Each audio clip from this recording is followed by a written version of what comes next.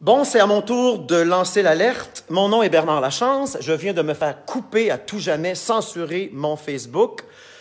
Peuple du Québec, cette propagande mondiale d'une pandémie, d'une COVID-19 ressemble étrangement à la propagande mondiale des années 80. VIH égale SIDA. Une épidémie très bien documentée aujourd'hui, 35 ans plus tard, même si ce n'est pas à Radio-Canada, comme ayant été et étant toujours frauduleuse, criminelle et pour ma part scénarisée. Je me permettrai de tels propos, vous comprendrez pourquoi dans 2 minutes.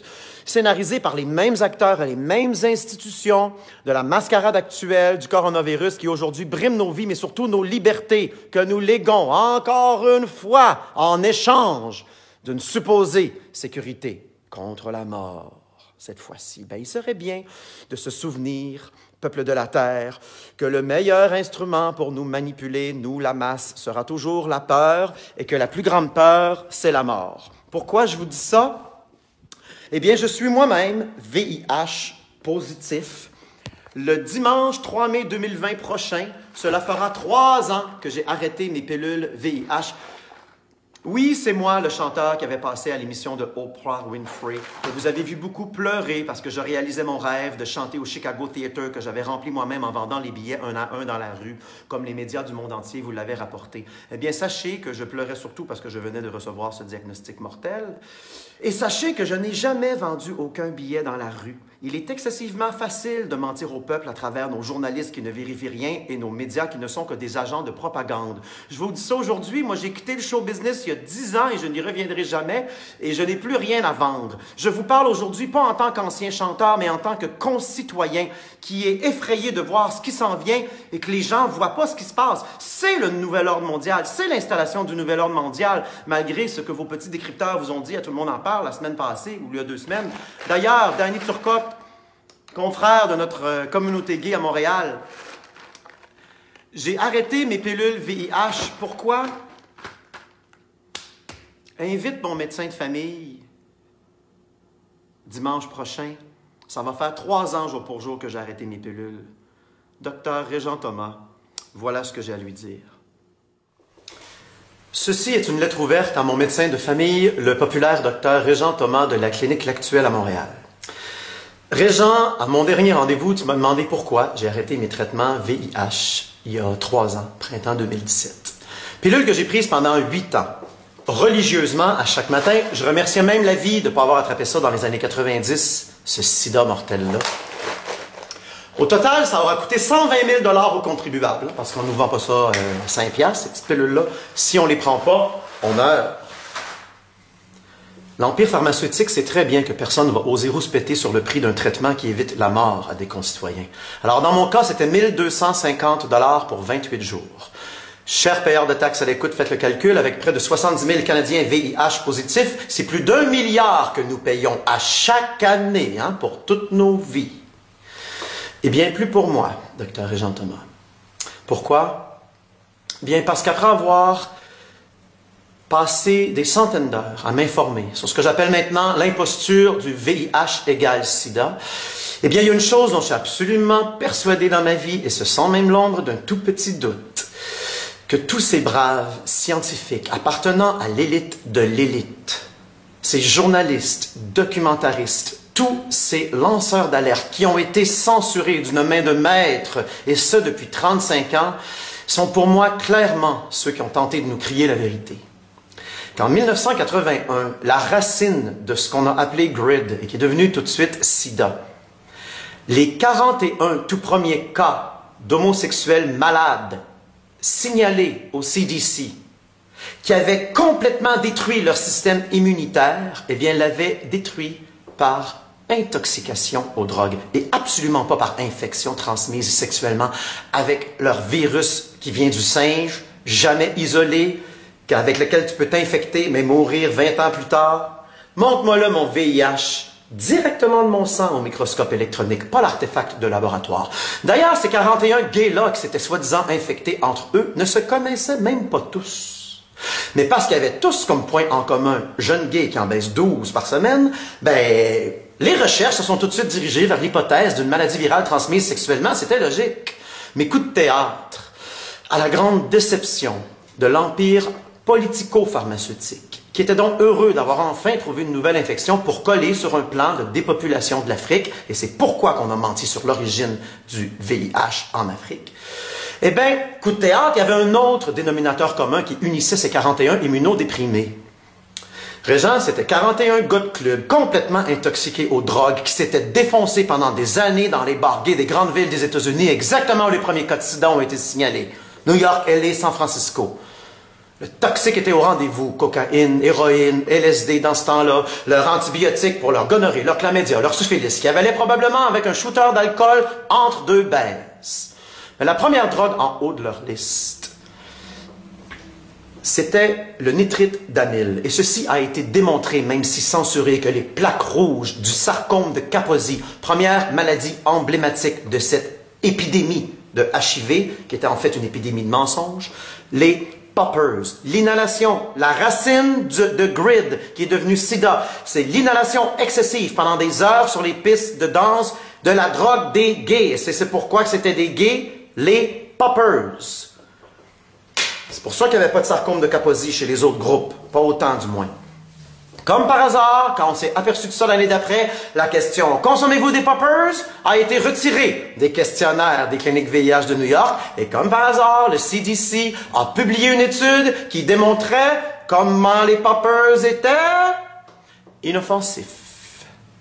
Moi, inoffensif, j'utilise ça pour un verre d'eau et une pomme, pas pour une drogue illégale.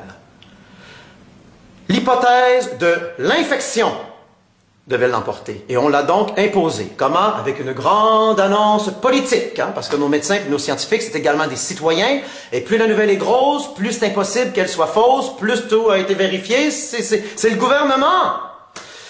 Mais il est important de savoir qu'à cette conférence de presse historique du 23 avril 84, lorsqu'on a annoncé, imposé la cause du sida aux médias du monde entier, eh bien, Washington, cette journée-là, supportait leur déclaration avec les papiers d'un seul chercheur, le grand Manitou, génie de la rétrovirologie. C'est pourquoi que les autres n'ont pas pu voir dans son jeu.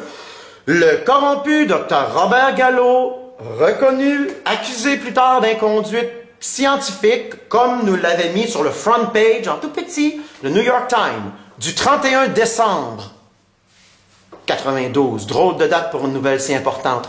N'est-il pas curieux qu'après des milliards de l'argent public, bien sûr, en investi sur la recherche de la cure contre le sida, on n'a toujours pas, après 35 ans, le vaccin qu'on nous avait promis cette journée-là d'ici 2 ans?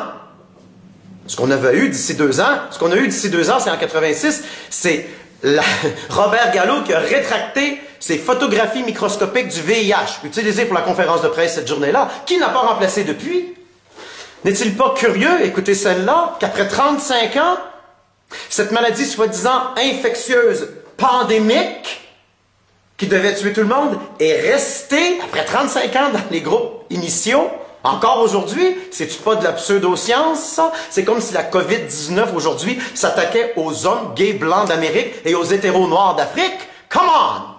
Le journaliste scientifique français Jean-Claude Roussès titre parfaitement son enquête de 2 ans « Sida, supercherie scientifique et arnaque humanitaire ». Et voilà pourquoi, Dr Régent Thomas, je ne boufferai plus jamais ce poison qui a probablement affecté mon système immunitaire comme mes poumons si j'avais fumé 8 ans. Grâce à Internet, Big Pharma a perdu le contrôle de la censure.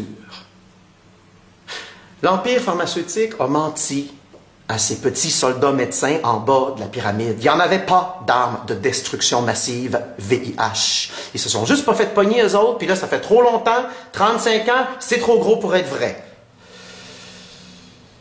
Tu ne le sais peut-être pas, Régent, mais on a un ami commun, toi et moi, ton ex-patient, pharmacien, VIH positif. J'en dirai pas plus.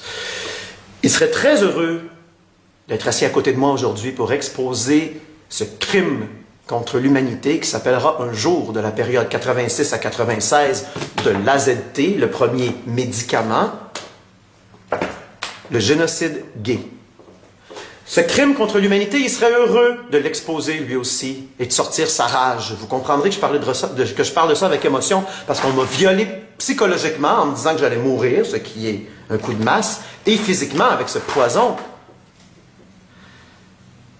ben, il va perdre sa job parce qu'il va perdre sa licence s'il vient ici, et son salaire et son confort. Alors, je le comprends, je ne peux le blâmer. Mais je l'ai appelé l'autre jour, puis j'ai demandé qu'est-ce qu'il te disait, Régent, quand tu expliquais la fraude HIV. Il m'a dit « shutdown total, rouge comme une tomate, les bras croisés, puis il a regardé à côté. » J'ai dit « moi pareil. » C'est pour ça que je te le fais comme ça maintenant, t'as pas le choix d'écouter. Et il a rajouté qu'il trouvait que c'était un manque de rigueur professionnelle. On parle ici du sida. Je pense que la justice qualifierait ça plutôt, Régent, de négligence criminelle. Puis si tu penses que je suis fou, ben fais-moi enfermer en psychiatrie. Puis mets-moi dans la même cellule que les prix Nobel que je cite, ceux-ci beaucoup plus formés que toi. Il ne fait aucun doute dans mon esprit que dans quelques centaines d'années, on parlera de nous comme l'humanité qui a autofinancé sa propre dépopulation et son propre ralentissement de naissance, parce que ces génies de la manipulation de masse ont réussi à faire de l'acte de l'amour l'acte de la vie, et ont réussi à en faire l'acte de la mort. Alors on met des condoms et les naissances ralentissent.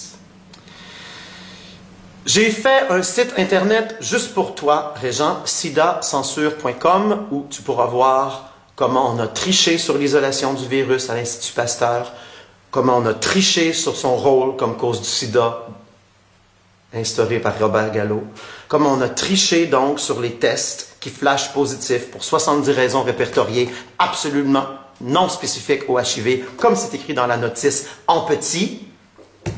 Comment on a triché sur la charge virale et sur la commercialisation frauduleuse de l'AZT qui nous a permis d'avoir des morts pour créer leur épidémie. Alors, tu as le choix de continuer ta route et de tourner la tête, encore une fois, Régent, en criant « Conspiration! Terre plate! Fake news! » Ou tu as le choix de faire ta job de médecin et d'aller vérifier lequel des deux groupements, le groupe de scientifiques qui ont des cotes sur les médicaments qui vendent en milliards à chaque année, par milliard, ou un groupe de scientifiques censurés par ce groupe-là, qui nous raconte une histoire qui sonne à mes oreilles beaucoup plus comme quelque chose qu'ils ont découvert que quelque chose qu'ils inventeraient, sachant qu'ils vont perdre leur licence. Come on! À un moment donné, Dr. Régent Thomas, il y a des limites à tourner la tête.